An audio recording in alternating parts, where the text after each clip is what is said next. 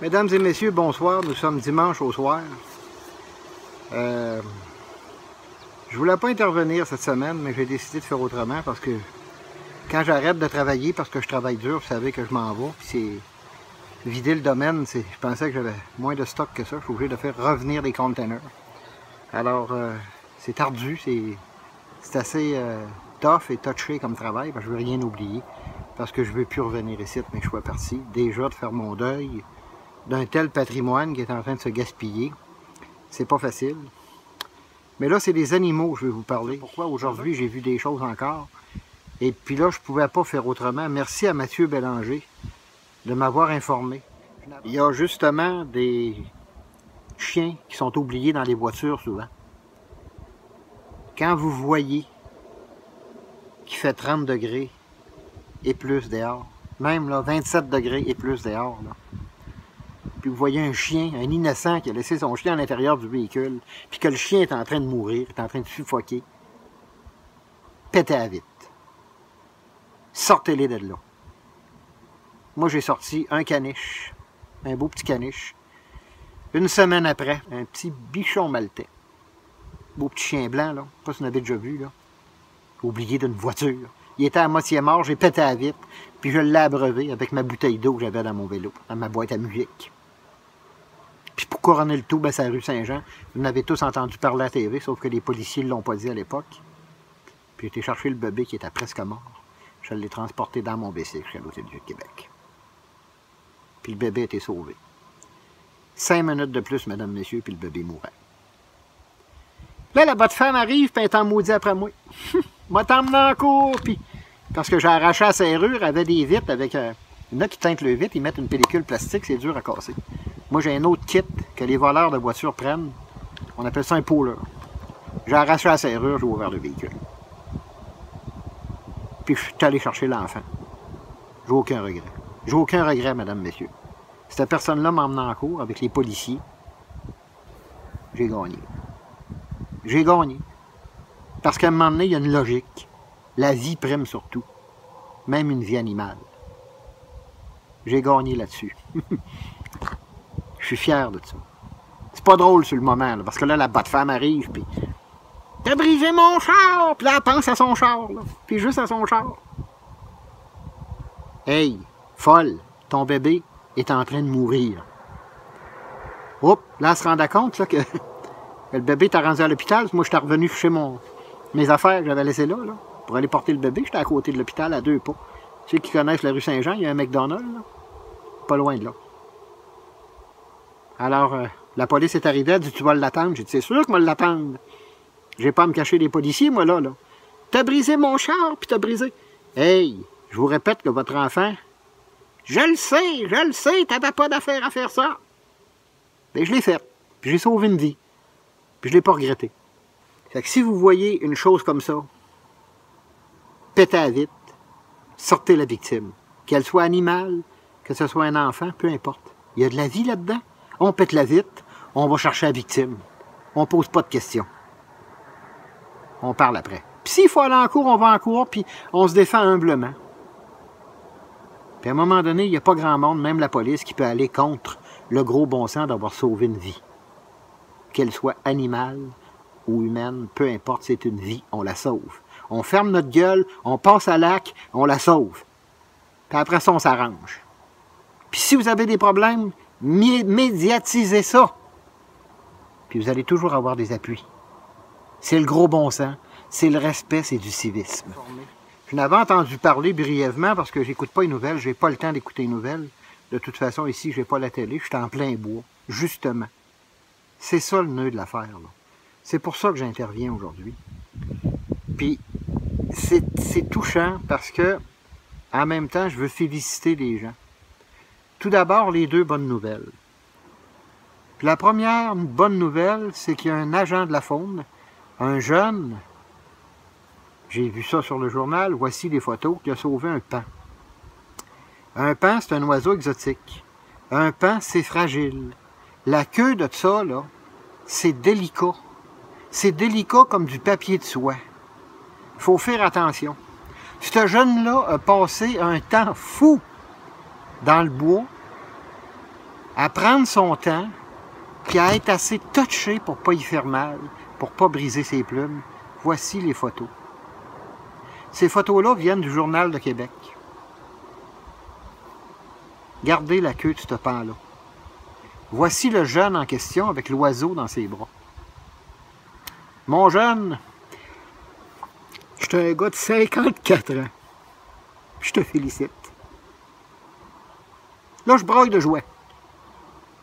Puis ceux qui vont dire là, que j'ai besoin de me faire soigner parce que je verse une larme, là, ben c'est vous autres les malades. Ceux qui pleurent pas, qui n'ont pas d'émotion, qui n'ont pas de sentiments, sont malades. Il faut que ça sorte, c'est une soupape. Ce jeune-là, là, j'ai essayé d'appeler le service de la faune, mais c'est le week-end.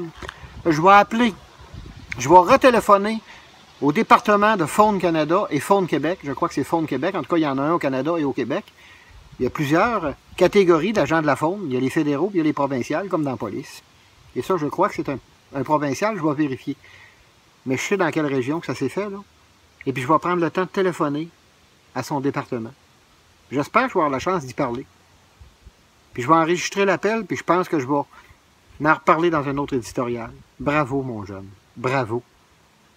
T'as du panache. Un dénommé Lévesque qui a sauvé un beluga. Toutes mes honneurs aussi à ce type-là. Toutes mes honneurs. Les poissons, à un moment donné, dans une intervention, j'ai eu une discussion de clavier à clavier sur Internet avec un interlocuteur. Puis la personne m'a dit, un poisson, c'est pas grand-chose. J'ai adoré Mathieu Bélanger à ce moment-là parce qu'il est revenu, puis Mathieu a rétorqué, « Hey, un poisson, c'est pas grand-chose. Vous savez pas ce que vous dites. Un poisson, c'est le poumon de la planète. Un poisson, c'est le purificateur de nos cours d'eau.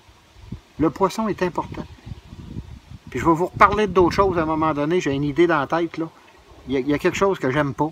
Puis quand j'aime pas de quoi, moi, je me gêne pas pour le dire. Puis j'ai la chance d'avoir le talent de faire des productions. Puis plus ça va aller, plus je vais en faire parce que j'aime ça. Puis je pense qu'il faut faire une différence. Il faut aider les autres. Il faut se tenir la main. Il faut se donner la main. Puis là, je me rends compte que c'est de plus en plus essentiel.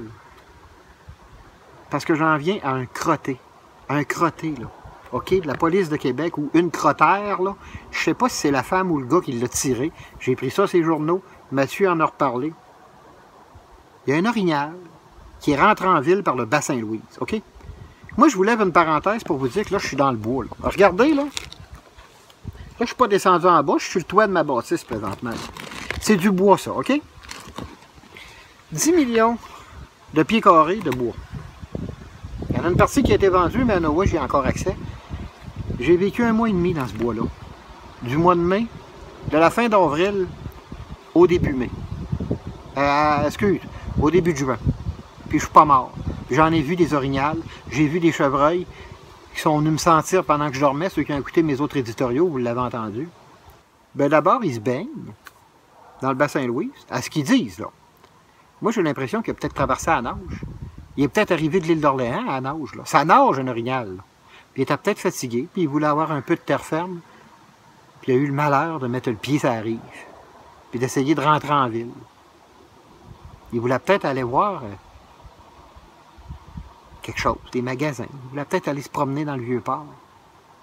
Puis on l'a abattu. Maudit innocent! Maudit innocent de... Je tiens mes mots là parce que je parlerai comme les Français. Putain, bordel! Tous les mots, il n'y a pas de qualificatif pour ça. Là, j'ai lu, j'ai pris le temps de lire. Avant de vous parler, moi, je prends le temps de lire. Là, oh, c'est dangereux pour la population. Hey! J'ai été 1 mois et demi dans le bois, ici, là. À faire une grève de la faim, pas une grève de la faim, une abstinence alimentaire puis un jeûne. C'est la meilleure place pour se ressourcer. Puis j'en ai vu des orignaux qui ont passé à 10 pieds de moi. J'étais encore là. Il y avait leur rack, là. Il y avait leur bois. Cet orignal-là, voici la photo, n'a pas ses bois. OK? Il ne peut pas encorner ou embrocher personne, là. Il aurait circulé en ville. Certes, il est effarouché, il est paniqué. C'était à la police à barrer la circulation. C'était à la police à prendre les moyens nécessaires. Ben non, c'est donc facile. On sort notre flingue, puis paf! On se pratique à tirer. C'est ça, la police de Québec. Je suis sorti de Québec, madame, messieurs, puis je ne veux pas y retourner. Si je suis obligé de retourner en ville, autant mourir. Mesdames, messieurs, c'est ça. Je veux mourir au lieu d'aller vivre là. Les policiers de Québec, là, vous n'avez pas mon respect présentement. Puis moi, je voulais être policier. Ceux qui me connaissent savent que moi, je voulais être policier. J'ai étudié pour être policier aussi avant d'aller vers l'ingénierie, avant d'aller à l'université en sciences pures. Moi, j'ai fait le cours de police. J'ai fait le cours aussi militaire. Les 15 semaines à Saint-Jean-Huberville, je sais c'est quoi. Puis le cours à Nicolette, je sais c'est quoi. Sauf que j'étais demi-voyant. Parce que je suis handicapé visuel, les gens n'ont pas voulu m'avoir. Quand je suis sorti de mes études, ils ont essayé de venir me chercher pour l'identité judiciaire, puis tout ce qui est scientifique. Parce que mes études, je les ai réussies avec brio. Puis je leur ai dit non, il est trop tard. Quand c'était le temps, quand j'étais jeune, ils n'avaient pas voulu me prendre. Vous voulez me prendre à cette heure que j'ai fini mes études? Non. J'ai décidé de dire non. Et puis là, aujourd'hui, je vois des gens que c'est peut-être mon uniforme qui me reviendrait de droit qui ont sur le dos. Puis ils font des bévues comme ça. Vous êtes d'une lâcheté sans borne. Moi, je vous enlèverais toutes vos flingues puis je vous donnerais des tasers. C'est assez un taser pour tranquilliser quelqu'un. Vous n'avez plus besoin de flingues. Vous vous en servez pour un oui puis pour un non. Puis un tireur fou, il y en a un de temps en temps. Seulement que les sergents devraient être armés. S'il en tenait qu'à moi. La job de policier présentement, je sais de quoi je parle, là. C'est une job de psychologie. C'est une job où on apprend à maîtriser les gens avec le parler, avec le contact. C'est pour ça qu'on appelle ça un négociateur, quelqu'un qui négocie avec des désespérés qui tirent partout. Le sergent d'armes, si vous vous rappelez au Parlement, dans le cas de l'ortie, c'est avec la parole qu'il a réussi, pas avec un flingue. Alors l'orignal se serait promené, il n'y aurait pas eu aucun danger, d'après moi. Puis je sais de quoi je parle, il en est passé à côté de moi, là. C'est gros, j'admets que c'est gros. Il n'y a même pas son rack, il n'y a même pas ses bois. C'est encore moins dangereux.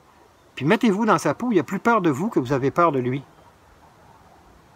Les orignaux voient, ils ont une vision un peu particulière, un peu comme les vaches, un peu comme les... Ça ne voit pas les couleurs, je crois, c'est deltanien. C'est une vision qui est noir et blanc, parfois floue, et ils nous voient beaucoup plus gros qu'on est. Alors là, il y a des gens qui ne savent pas de quoi ils parlent, il y a des gens qui ne savent pas ce qu'ils font. Puis ils ont tiré dans la tête. Je crois que c'est 2 balles qui l'ont atteint. Vous êtes d'une lâcheté épouvantable. Vous faites pitié. Puis arrivez-moi pas, moi, si je vais en ville, pour me dire... S'il y en a un qui m'arrête pour ma musique, là, je vais y parler de cet événement-là. J'ai pas la langue dans ma poche devant la caméra, puis j'ai pas la langue dans ma poche non plus public. Je me suis pogné avec un sergent détective l'année passée, puis ça a brassé. Il a voulu m'arrêter. Je lui ai dit, arrête-moi, mon homme. Tu vas voir ce qui va t'arriver. J'ai arrêté voir ses supérieurs, puis ça serait fait claquer ses doigts. Puis si les supérieurs, ça ne fait pas, il y a ailleurs. Parce que monsieur, en tout cas, je ne compterai pas l'histoire, mais j'ai donné un coup de poing dans sa vitre, puis il l'a mérité, pour le faire sortir de son véhicule, parce que j'avais 2 mots à y dire. Puis c'est un sergent détective, je le nomme pas, mais je pense qu'il se reconnaît s'il est dans mon auditoire. Puis je lui ai montré c'est à quoi le respect du citoyen. Ça se mérite. Vous voulez être policier, vous voulez avoir une batch, essayez au moins d'arrêter de jouer au gros bras. On n'est plus dans les années 50, là, avec la mafia italienne, là. On est dans un corps policier qui doit utiliser la sagesse, la présence d'esprit, la verbalisation, la parole, comme je fais, la communication. OK, avec l'orignal, vous ne pouviez pas négocier, mais vous auriez pu fermer les rues, vous auriez pu le laisser rentrer en ville, puis le surveiller, puis il serait reviré de bord, puis d'après moi, il n'aurait pas attaqué personne, parce qu'un animal n'attaque pas pour rien. Je vous l'ai démontré. Et je suis déçu de voir que les policiers de Québec ont flingué une bête désarmée, sans ses bois. Si au moins il y avait eu ses bois, mais encore là, avec le gun, ils ont toujours l'avantage. Hein? C'est de ça que je voulais vous parler. Puis là, c'est le soir, puis c'est rare que j'interviens le soir. Fait que bravo, monsieur, pour le pain. T'es un bon jeune, tu n'aurais pas fait ça. La preuve, t'as été chercher le pain, puis il a été tellement délicat pour pas y faire mal, pour pas briser sa belle queue. Toute mon admiration, mon homme, puis j'en ai des larmes, là. Tu peux pas savoir comment est-ce que ça me fait quelque chose. Le plaisir de voir cet oiseau dans ses bras, voici la photo encore une fois. Les belugas aussi ont besoin d'aide. Ils ont besoin d'assistance. Les humains, on est là pour s'entraider. Les animaux ne peuvent pas se défendre, ils ne peuvent pas dire où c'est qu'ils ont mal, où c'est qu'ils ont un problème. C'est à nous autres d'essayer, avec discernement et sagesse, leur supporter la vie, parce qu'ils ont la vie dure, les animaux. De leur donner un appui, un coup de main. Mais là, ce soir, c'est ça, c'est la tristesse pour cet orignal. Alors, mesdames, messieurs, essayez de ne pas paniquer quand vous voyez un pic-boule. Une autre parenthèse, il y a un autre pic-boule qui a été empoisonné avec une boulette de viande, avec des lames d'Exacto, à l'intérieur, en banlieue de Montréal. Ça fait 2, là. Ben 3, parce qu'il y a un monsieur qui en a perdu 2 la semaine dernière. Je vous en ai parlé brièvement. Je vais en parler aussi de ça. Arrêtez d'essayer de vouloir tuer le chien de votre voisin. Allez donc y parler, pour y parler de ses chiens. Puis s'il n'y a pas moyen, il y a d'autres moyens qui envoyaient des boulettes de viande empoisonnées ou avec des lames d'Exacto. Non, là, je pense que les Québécois, vous avez un joli problème dans le cœur et dans l'âme. Moi, je ne dis pas que les gens sont malades, là. Il y a plus d'incompris sur la Terre qu'il y a de malades mentales. Il y en a de la maladie mentale, je l'admets. Avec toutes les épreuves qu'il y a, c'est attendu qu'il y en a. Mais ce n'est pas toutes des malades mentales. C'est des incompris puis des gens qui ont mal dans le cœur. Il faut avoir mal dans le cœur. Il faut être malheureux dans son cœur pour prendre une boulette de viande, crisser des lames d'Exacto à l'intérieur, puis aller donner ça au chien de son voisin. Il faut être... Comment je pourrais vous dire, donc? Il faut être sans conscience. Il faut être sans respect. Il faut être chien. Plus chien que le chien. Fait que ceux qui ont fait ça, là, vous avez tout mon dégoût. Vous avez tout mon dégoût. Puis je le répète, vous avez tout mon dégoût. Bonne fin de journée. Bonne nuit, mesdames, messieurs. Au plaisir.